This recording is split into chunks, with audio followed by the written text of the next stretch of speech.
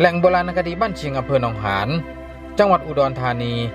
ได้รับการขึ้นทะเบียนเป็นมรดกโลกเมื่อพุทธศักราช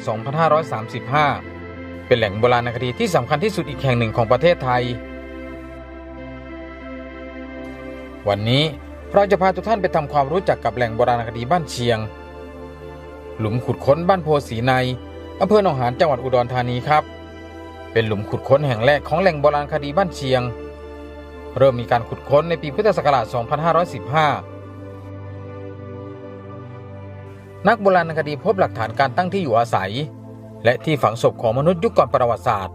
ยุคโลหะเมื่อราว 5,000 ปีที่ผ่านมามนุษย์ในยุคนั้นมีความเจริญก้าวหน้าทางด้านวัฒนธรรมและเทคโนโลยีชั้นสูงนักโบราณคดีได้ขุดพบโครงกระดูกมนุษย์ปะปนอยู่กับโครงกระดูกสัตว์มีการพบโครงกระดูกควายและโครงกระดูกสุนัขเป็นหลักฐานที่สำคัญที่ทำให้เรารู้ว่ามนุษย์ในยุคก่อนประวัติศาสตร์